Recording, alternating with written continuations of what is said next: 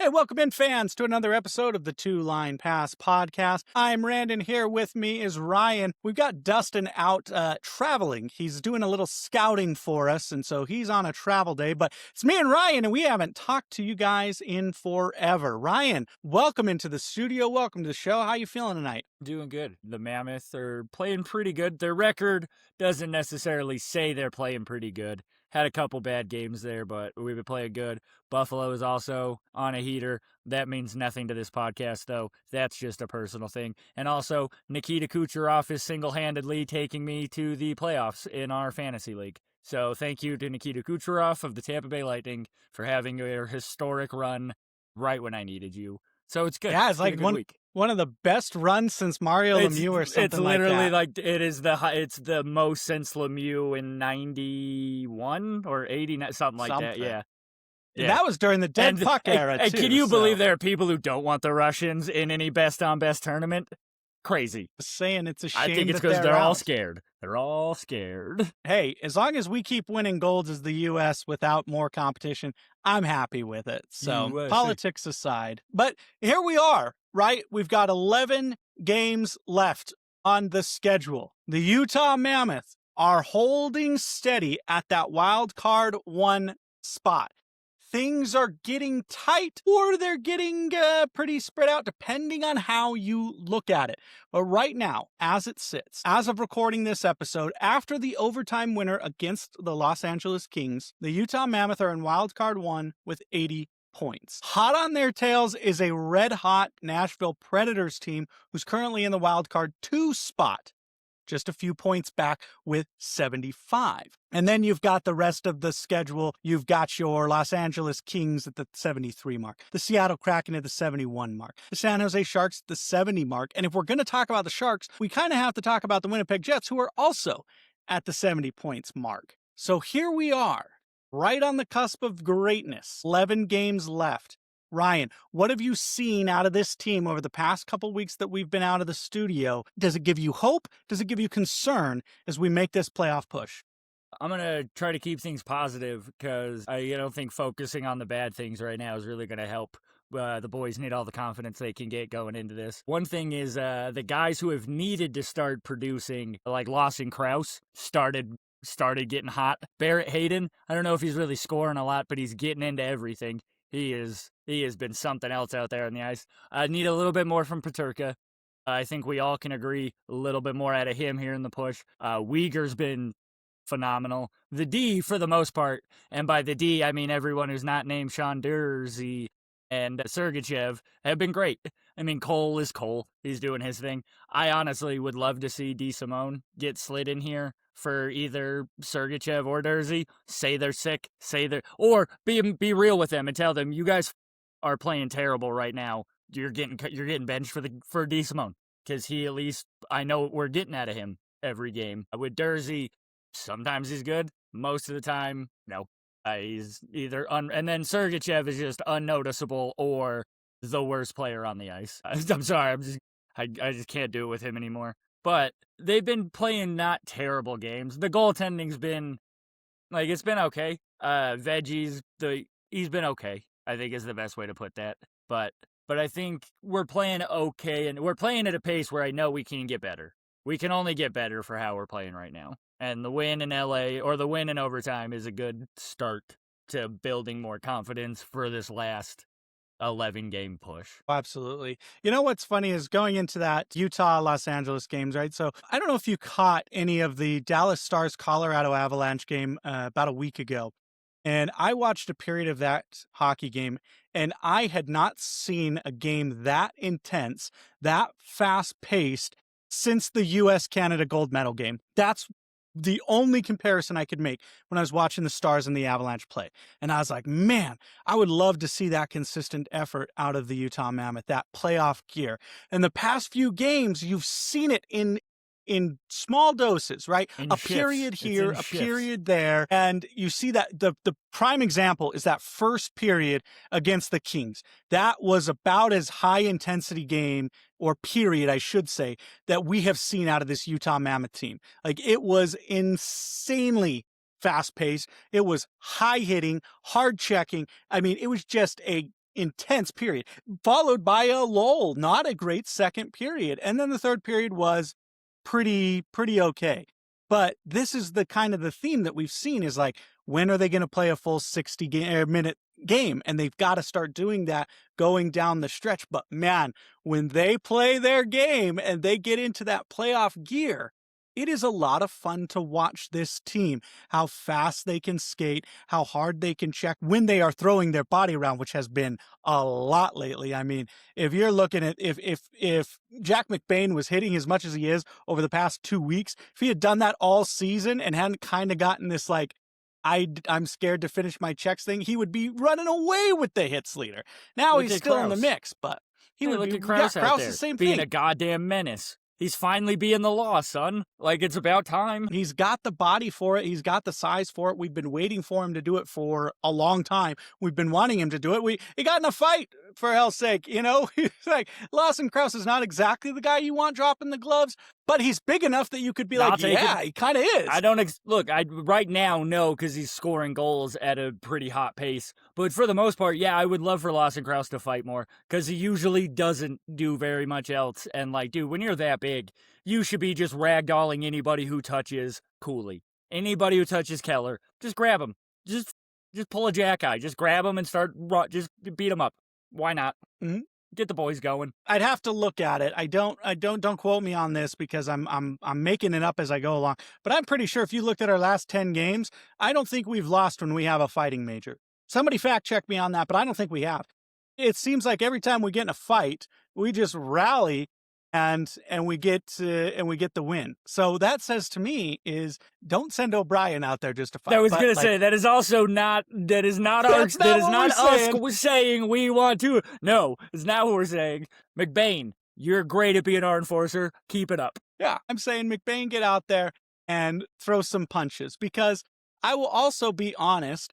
If McBain is in the box for 5 minutes, I don't mind it. It's not that the team is suffering because he's in the box, but he's kind of had an offensive outpour the past few games too. And so that's been great to see. You've got Nick Schmaltz, Dylan Guenther, Clayton Keller, Lawson Krause with 5 points. You brought up Barrett Hayton. Barrett Hayton has 3 points over the last 5 games. So yeah, but the last 8 games, but. We've always said he's one of those guys who Barrett Hayton's not going to show up on the score sheet every single night, but every single night you're going to notice Barrett Hayton out there doing something. He's going to piss off one of their defensemen in front of the goal, or he's going to piss off the goalie, but he's going to be in front of the net causing a ruckus, finishing his checks. Like, I like Barrett. I wish he was just getting a little bit luckier on some bounces to get his confidence kind of going, but hey, I'll still take it. You know what's interesting is because the fan base is fully turned on Hayton now that Nick Schmaltz is, and I say let me clarify something too. When I say the fan base, I mean the Twitter sphere, right? Like because that's where I view because that's where healthy people go to discuss things. That's right, where Twitter. Knowledgeable people go, and they follow the 2 Line Pass podcast on Twitter at the 2 Line Pass podcast. Now. So the knowledgeable folks on Twitter, right, they have turned on Hayton. But that's because Nick Schmaltz has been good enough to where he can't be the scapegoat anymore. So we have to find a new scapegoat, right? We scapegoat Sean Durzi, which a lot of people do. But 27, Barrett Hayton gets a lot of shade on Twitter. And I look at it a lot kind of like Carcone and Krause last year. Right? Carcone struggles because he can't find his role. He's either moved around or he's healthy scratched. Lawson Krause, I feel like last year had no excuses for being as bad as he was. He struggled adapting to Utah. I'm not going to say I have an excuse for him, but I think he falls into the same thing as Carcone. I don't think Lawson knew what he wanted to do last year. Did he want to be a big monster, kind of like more of like a bottom 6 type role, or was he going to try to find his offensive touch? He never really found either one, and he kind of like wishy-washied between what he wanted to do. This year, he stepped more into that physical kind of like, I'm going to be out here if you need me, but I'm more here as the physical guy on the line, and it's worked out way better for his offensive game. So that would just be what I would say is him and Carcone both. I don't think, and McBain, too, last year, I don't think any one of them knew what they were supposed to be doing. They didn't have any direction. Well, now they've kind of found identities. Lawson Krause has found a home with Clayton Keller and Nick Schmaltz. Now, of course, if you're playing with two of the best players on the team, of course you're going to find a home, right? Like, you're going to get the production if you're there. But you can see it night and day when he gets shifted away. Like, there was that time when Dylan Guenther was up playing with Nick Schmaltz and Clayton Keller, which I absolutely loved. Dylan Guenther is literally carrying the kid line. He is putting them on his back and carrying the kid line to any bit of relevancy. Cooley's participating. It's JJ Paterka currently at the moment and needs to step his up as I'm wearing his jersey. Okay, I just want to say this right now. I understand that from the optics of it, that Cooley may seem better, but production-wise, Cooley is not better. Cooley is, in fact, the worst of the three. He's only got 2 assists over his last 8 games. Now, you could argue he's injured. He's coming back from injury. He's playing, he doesn't want to get hurt again. But to be fair, though, he doesn't have Clayton Keller and Nick Schmaltz feeding him pucks anymore when he was on the top line with the 2 of them. So... No, he does not. And if you ask Clayton Keller, are they really so much better than we all give them credit? Like Clayton Keller and Nick Schmaltz? I really feel like we don't give either of the 2 of them enough credit for how good they are. Well, we've been pretty critical of Clayton Keller because we've expected more from him, and he's just kind of been consistently good. And we're kind of like, oh, well, we need you to be consistently elite. I was going to say, I need you to be great, my guy. We need you to be great. Yeah, and that's our only criticism is like when you need a guy to step up and make a play, you want it to be Clayton Keller. But luckily, it hasn't have to be Clayton Keller. Like, everybody has stepped up and done it. But we don't have that, like, game breaker on the team. And do we need it? Probably not this year. But in the future, I would like to see somebody in the conversation for the Hart. Like, at least 10, 15 points off pace. We have 2 of them. It's just they're 20 years old. We got Cooley. You know what I mean? Like, Cooley, like, nobody was expecting Patrick Kane to become what he was when he was 21. You know what I mean? Like, nobody's comparing Cooley and Guenther to Ovechkin, Crosby. That's not, nobody thinks they're that. Not even like Celebrini level. But I think give them a couple years, and like once they hit that like maturity, like once their bodies finally, you know what I mean? Like hit that final thing, they're gonna be great. If they could figure it out right now, that would be cool. Or if like one of the guys like Nick Schmaltz or Clayton Keller or Barrett Hayden could become that game breaker, that would be awesome. And Keller can do it. He does it every now and then. Like, you know what I mean? Like, he can do it. It's just the consistently great, like, as you were saying. Like, he's been very good, but can he be consistently great? I want to see 100 points, and Clayton Keller got there. He got close. He sniffed greatness, but I want to see 100 points in the next couple of seasons. But we're talking about the kid line, right? We're talking about the young guns and them trying to find their role, find their rhythm. If you ask Andre Tourigny, they don't possess the puck enough, so they're trying too much too soon. They're kind of a defensive liability, which we knew that going into this line. Their role is not to play defense. If they lose possession of the puck, bad things are going to happen, but they tend to lose possession of the puck a little more often. But speaking of kids, I don't know if you saw the news. Today, Caleb Desnoyers just signed his entry-level contract. He signed his 3-year entry-level contract. So you're saying, okay, what does that mean? We knew he was going to sign an entry-level contract, right? Like, he's one of our stud rookies. That means he can come play now, right? Exactly. Yeah, and not only can he come play, he has to come play. He cannot go to the NCAA anymore, which was one of the questions of what he was going to do. Yeah, he was considering leaving the Q and getting out of that trash league and going to where they actually know how to play hockey because you're not playing 12-year-olds. And he was maybe going to go to the NCAA. But now he can't, which means next year he's got 2 potential landing spots, either the Tucson Roadrunners or on our game day roster, it's a Utah Mammoth. I don't think he's ready. I think he's going to be in Tucson most of next year, but you're probably, just like you saw Simashev come up, just like you saw Lamoureux come up, I imagine that for the fans, Ryan Smith will probably call up GM Bill Armstrong and say, hey, let's get Caleb up here.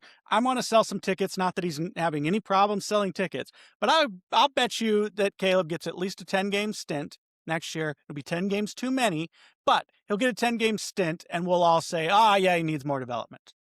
This will happen, guaranteed. There it is. I was about to say, I like how you didn't bring up Boot when you're mentioning the two guys who got brought up. You brought up the defenseman, and it's like, oh, I didn't just bring up Boot. Boot did nothing for me. That's what I mean. Is nothing for me. Yeah, I mean, is he doing better now that he's back in the A? Like, I don't keep up with his stats. I think he is, but I haven't checked, to be honest. Yeah, I just don't think he was ready to be, like, you can score in front of the net in the A pretty easily. It's a lot harder to do when you got Nikita Zadorov pushing you out of the way every goddamn shift. Like, and I think Boot's game will get there at some point, but I don't know what kind of player is this Caleb kid. I'm not even going to try to say his last name. He's supposed to be an elite. Supposed to be an elite center. Call him up right now. Just call him up right now. Who gives? Just put him on the. See what happens. It worked out for Washington with Lane Hudson's brother. It's worked out with Montreal with Lane Hudson. Just throw him into the fire. Screw it. Here's a question for you, Ryan. Here's why I bring up Caleb Desnoyers. Not just because he's a young gun who's going to be very good for us, but I want to backtrack to Barrett Hayton. Barrett Hayton is a restricted free agent.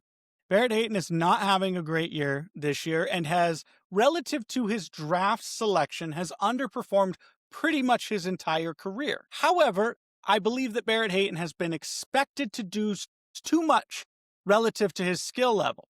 He's been expected to play 1C, 2C, and he's just not good enough for it.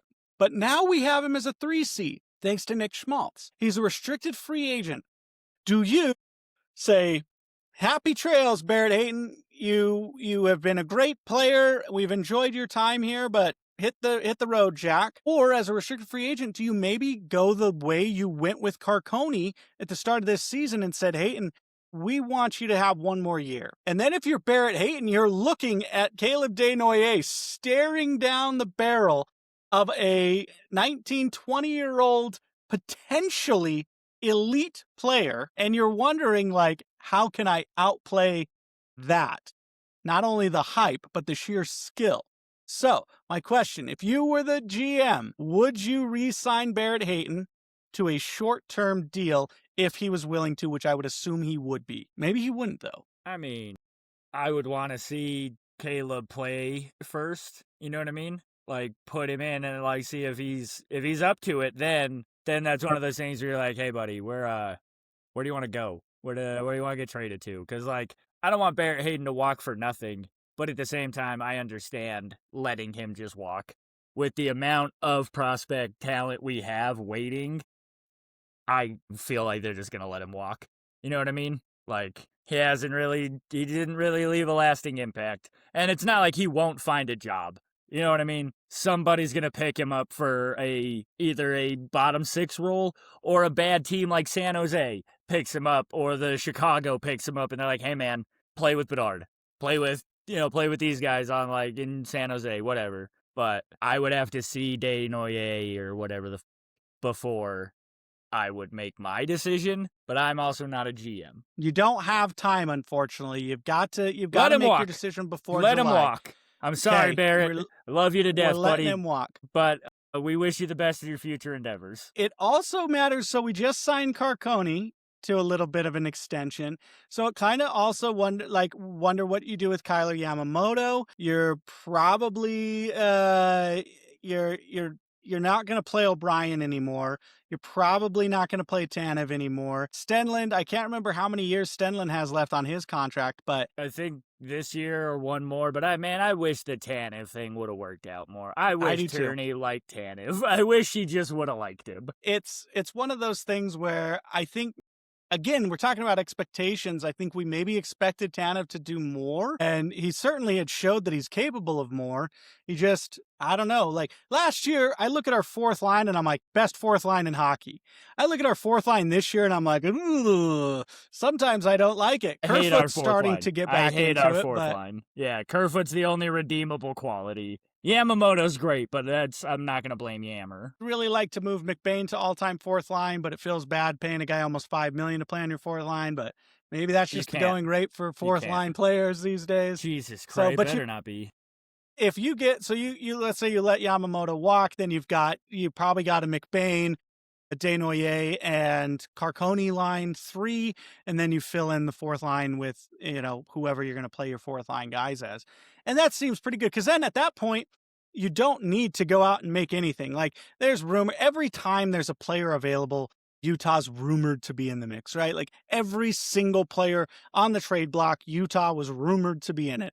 And now Utah is rumored to be in the Alex Tuch running if Alex Tuch goes to free agency. Is Alex Tuch, would he be a great addition to this team?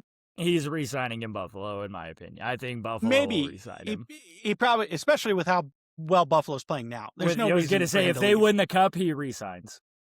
Yeah, I think just making the playoffs, I think he re-signs. They'd be stupid not to. But if you go the route of now Caleb Desnoyers, and you say, we want you to play significant, I say not significant minutes necessarily, but a significant chunk of your season here in the NHL, then you probably actually don't need to go after really any big name, not that there's too many of them anyway, in free agency. You can kind of run it back with what you've got. The only big need you need at that point is a backup goalie that you trust. Vanecek's played great, but I don't know if he's the future backup goalie. But he's only got this 1 year. We gave him 1 year. And has he done enough to prove that he's a good backup? Probably not, if we're being honest. I like the way he's played of recently. I think the team plays in front of him. They're not very good in front of him compared to what they are with Vejmelka, where Vanecek, I feel like, doesn't let as many soft goals in as Vejmelka does, and he saves just as many, like, oh my God, highlight reel saves. It's just Vejmelka gets a lot of run support, and Vanecek does not. Is that Vanecek's fault? No, I hate to make this comparison, but last year, before Ingram kind of like fell off and they were doing the who's going to be the starter, you remember Ingram would make incredible saves and just let in the softest goals you couldn't imagine. Vejmelka's kind of doing the same thing this year. Not at the same level, but there have been a few this past week where I've been like, come on, man. Like, you got to get that one back. Like, you got to have that one. But at the same time, he's also been there are some games where he is clearly the best player on the ice. And it's hard to argue that he's not the best player on the ice when he is on his game. Which you guys got 11 games to figure this out. And they're giving him rest, which I like, because also Veggie's a goalie that he thrives on like that consistency. Like, I think if it was up to Veggie, he'd start 82 games. And I think he thrives in that environment. But now he's getting the opportunity to be rested.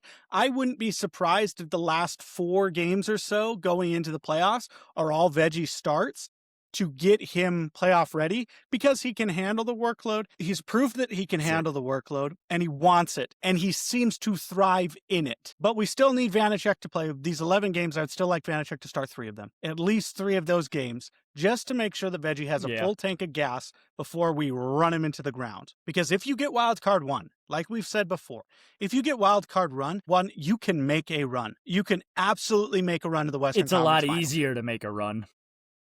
It's at least not, one of the big dogs is out of your way in the first round. You miss the entire Central, and you're playing a Edmonton team that's in complete disarray. Now, of course, Edmonton always seems to be in complete disarray going into the playoffs, and then they usually get that tune-up series against Los Angeles, and then they go to the Stanley Cup Finals. Are we going to be the new Los Angeles Kings and have a chance to beat Edmonton, but Edmonton pulls them away? Yeah. No, we got that. We'll find out tonight. We'll find out tonight. Ingram isn't Skinner. As much as I talk on Stuart Skinner, when the playoffs come around, Stewie would turn it on for the most part. I don't think Ingram's got it in him. I'm going to be honest. Connor McDavid hates their coach. He called him out at a press conference, like, backhandedly. Edmonton is there. I feel like they're going to be the best team. If you want to make a run, all you got to do is get past Edmonton, and then you're riding that high the rest of the way. Until Dallas or Colorado smacks you around in the West Finals. But that's not till the Western Conference Finals, and I'll take them swept in the Conference Finals. Even getting there would be insane. I'll take a gentleman sweep in round 2. I'll be honest. Yep. I'll take it. Yeah, no, I'll be yeah. If we get into round 2, I really don't care what happens. Round 2 with a gentleman sweep? I'm in. At the beginning of the season, we're talking about, yes, playoffs are bust, but we all kind of knew, like, once we got to the playoffs, like, just getting there was its own reward. Just get to, that's the hump. Just get to the playoffs, boys. We can work from there. But now the expectations are shifting, and they're changing because we're staring down the worst Pacific in a generation. Maybe that's an hyperbole, but it's a very bad division. I legitimately don't think. I think if you ranked all the West or all the Pacific divisions over the last 20 years, easily one of the worst. Easily bottom 3 that's ever existed. You've got the Las Vegas Golden Knights, who have an incredible forward and defensive group that can't find goalie play to save their life. The biggest fugazis of all time. Biggest fugazis. You've got Edmonton, who Connor McDavid handed them a gift, and they shat on him. They shat in the box, and they gave it back to Connor McDavid and re-gifted his own shat back to him. That's what the Edmonton Oilers did to Connor McDavid. It's appalling. I believe, did I see correctly, Leon Draisaitl is out for the rest of the regular season? Regular season. Regular season. They're like, look, we're going to pump him so much full of Toradol for game 1. He's not going to be able to feel his legs, but that's fine. So we'll see what he comes back as. But of course, you can't sleep on those two, right? Regardless of what the rest of the team does. Can't sleep on those two. We can talk as much, make as many jokes as we want. If Connor McDavid is on your team, you have a chance to win every single night. Mm-hmm. And it's we can do everything you can. You're not stopping him.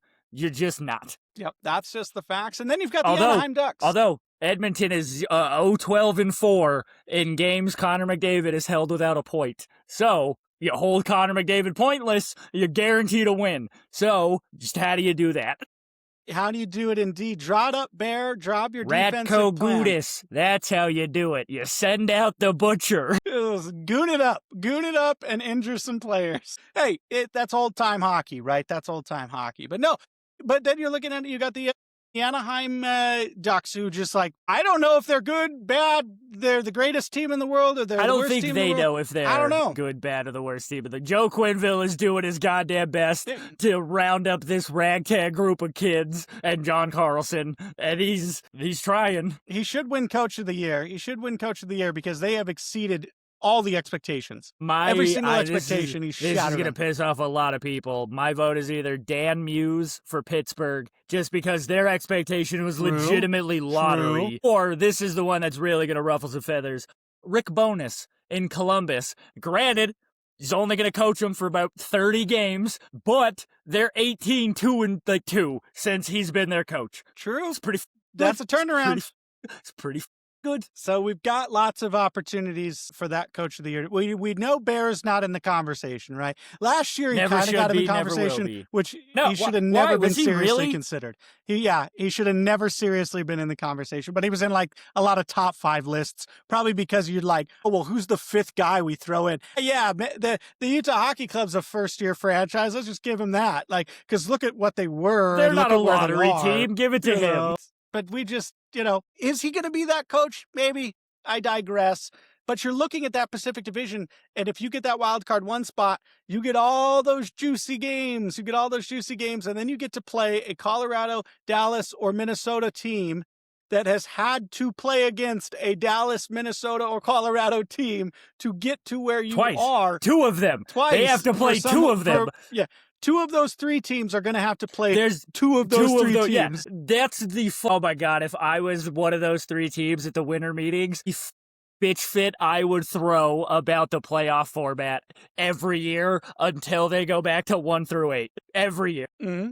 Yeah. It's one of those things. It's like a gauntlet. This year is kind of an anomaly, but the East has been dealing with this a lot lately, where it's so top heavy, where you got to just fight, like Dallas or Tampa Bay, Florida. That sucks that it's the first round every year, but that's awesome that it's the first round, because for every other team in the East, because it sets the tone for all of the casual fans, and they beat the out of each other. Now, it didn't stop Florida from winning, but we won't get that this year. Crazy. Hey, we might get a Buffalo Tampa Bay Eastern Conference final, and that'll be a bloodbath, and I'll be okay with that one. Nope, it's going to be great. So the point is, the East, it doesn't matter. Matchups in the East are going to be incredible. They're going to be great. Anybody could win it in the East, the 1 through the 8. Not the case in the West. So Your goal is just the Western Conference Finals through the Pacific, through the path of least resistance, and that's why it's so important. So let's talk about the path of least resistance. Let's talk about how the Mammoth get there. How do we make the playoffs? We're sitting at 80 points right now.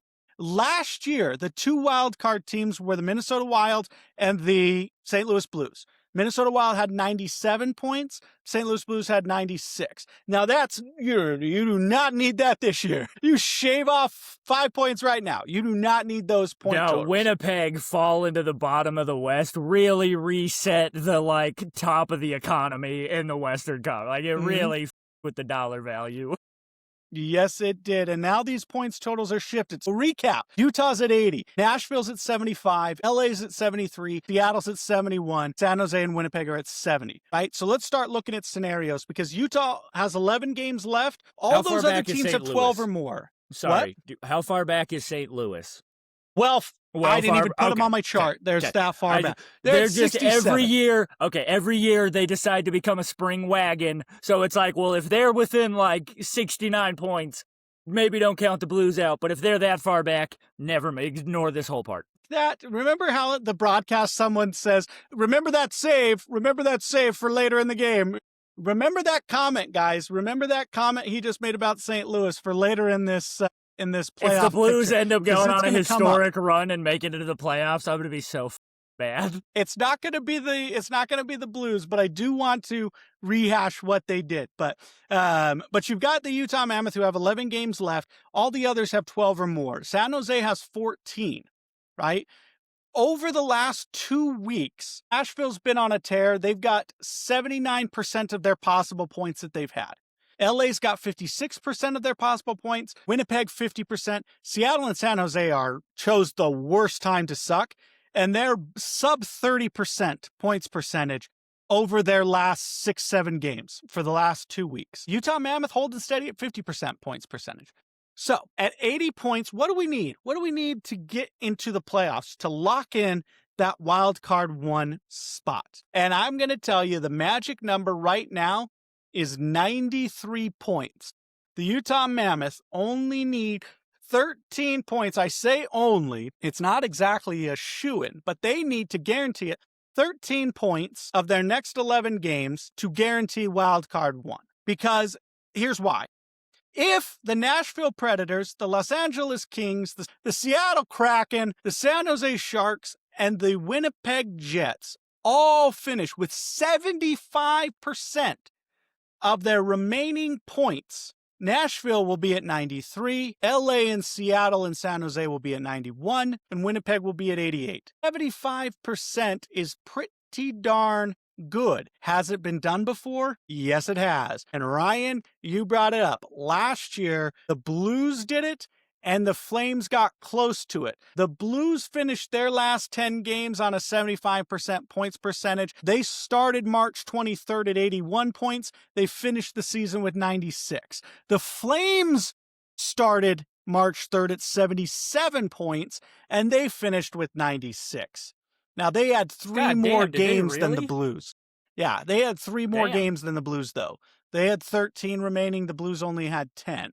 So it looks like a significant jump, but evened out, the Blues statistically did better. But that's crazy. Those are 2 crazy good runs. Crazy good runs. So you assume that one of those 5 teams is going to do it, and let's just assume it's Nashville. 93 points keeps that at bay. Best case scenario is 99 points for them if they were to win all 12 of their games. They could only get to 99. Not going to happen. But they could get to 93, and that's why Utah needs to get there first. Now, I'm not a magic number type guy. I don't know, the magic number is 8, a combination of 8 wins or 8 losses. I don't know about that. But for us right now, the magic number is 13 points. We have 11 games left. We need to get 13 points. And that should guarantee us wild card 1 spot. At the very least, it guarantees us a wild card spot, and likely, a very high likelihood that it guarantees us the number 1 spot.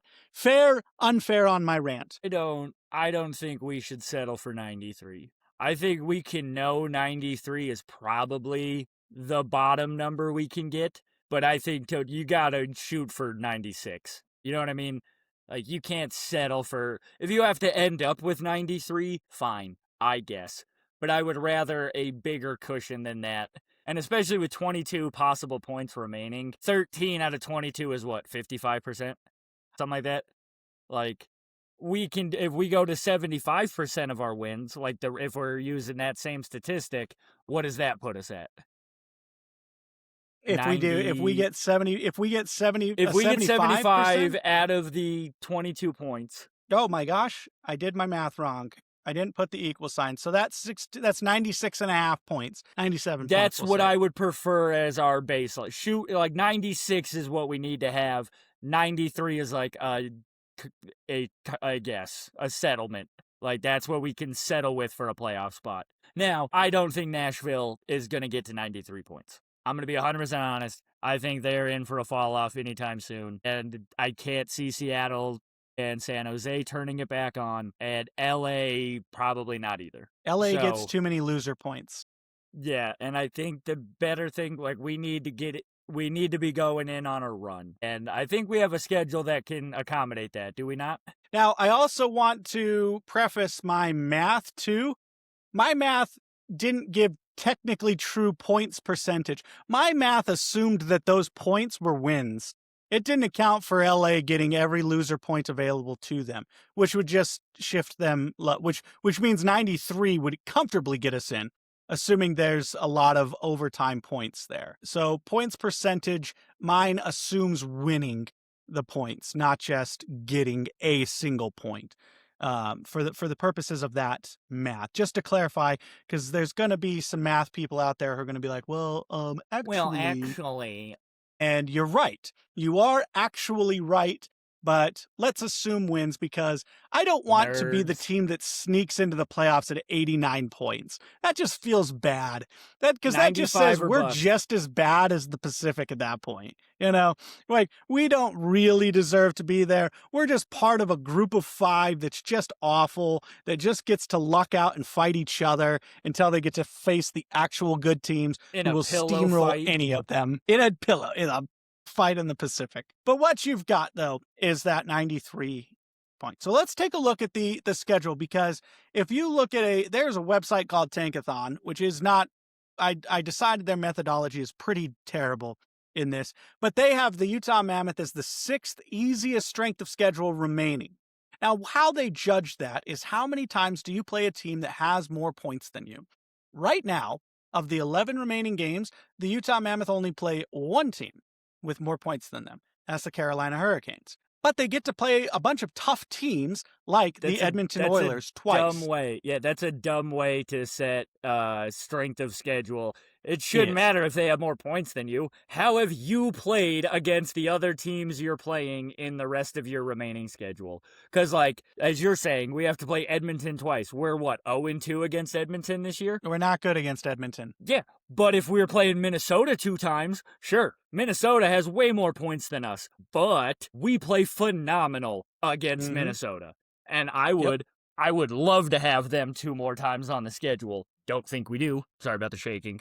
No, we do not. We've completed our series against them, but we do get the Kings again, the Capitals again. That's our coming up schedule. So we've got our 3-game, 2 home games, 1 away game this week. We've got the Edmonton Oilers, the Washington Capitals, and the Los Angeles Kings. Then we go on a significant break, and then we don't play again until the following Thursday, which is at Seattle, at Vancouver. I bring this up.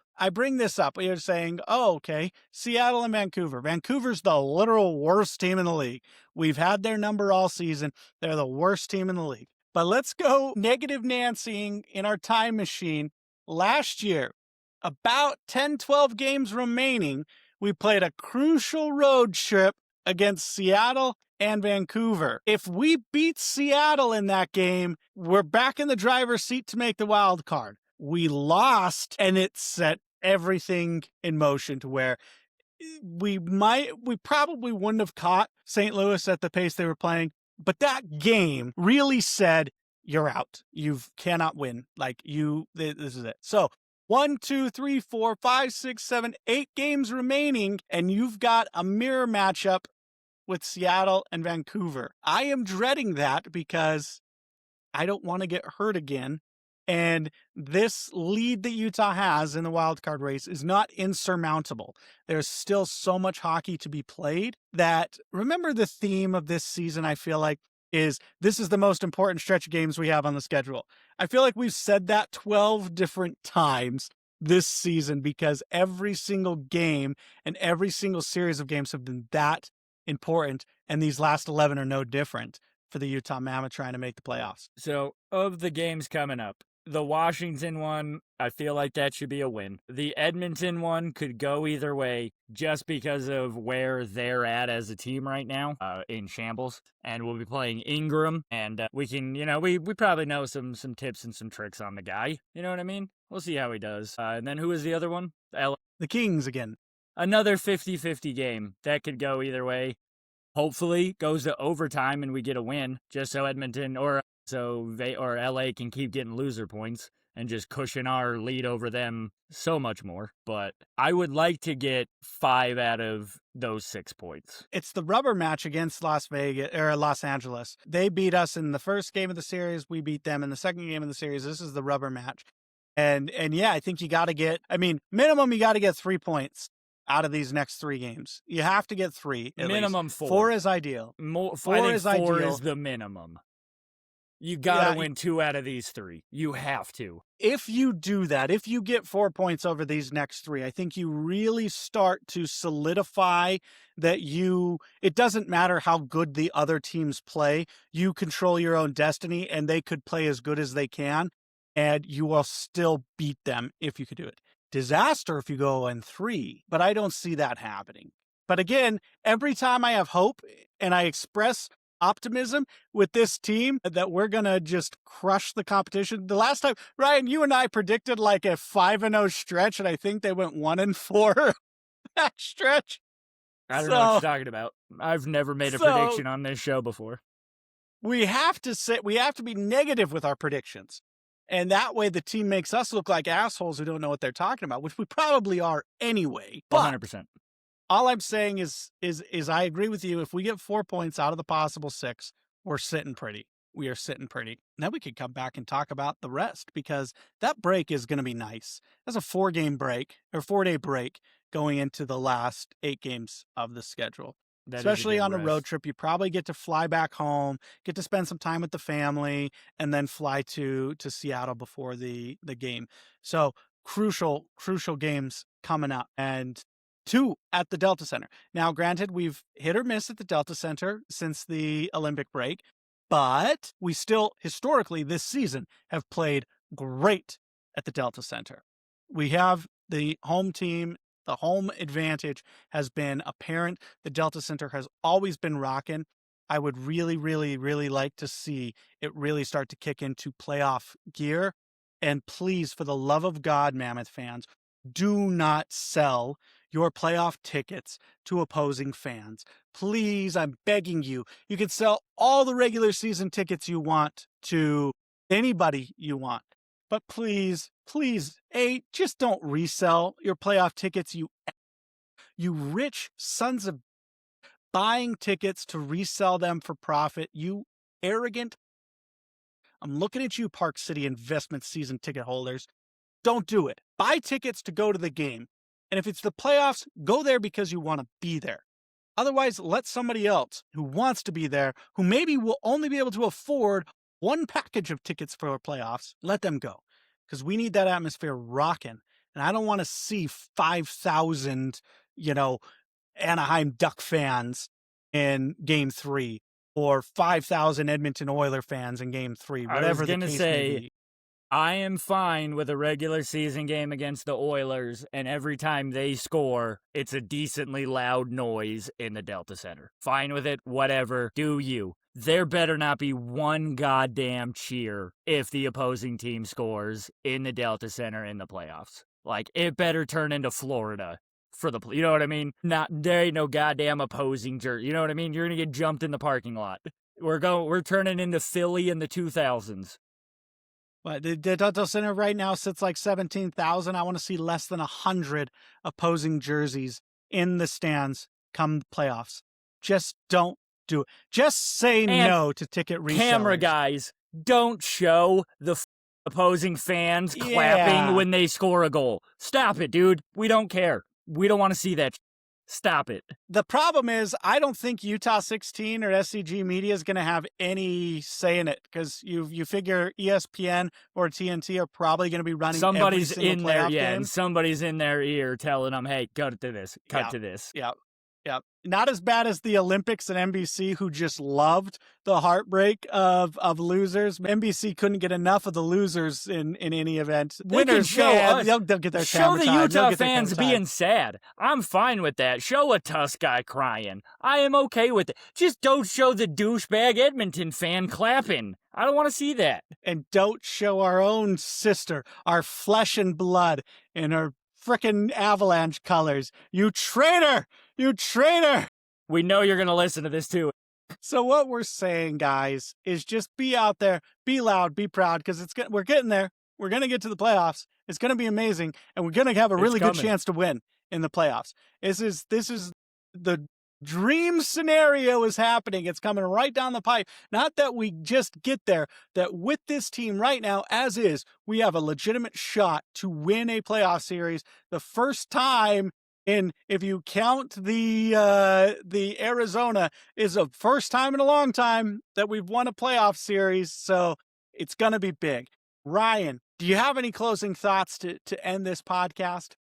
4 out of 6 coming up. Points-wise, we need 4 out of 6. Out of 6. I love it. I'm looking at you, Logan Cooley. I want you to prove me wrong, because right now Schmaltz just signed an 8x8 and he's earning every dollar. You, my man, next year start making $10 million.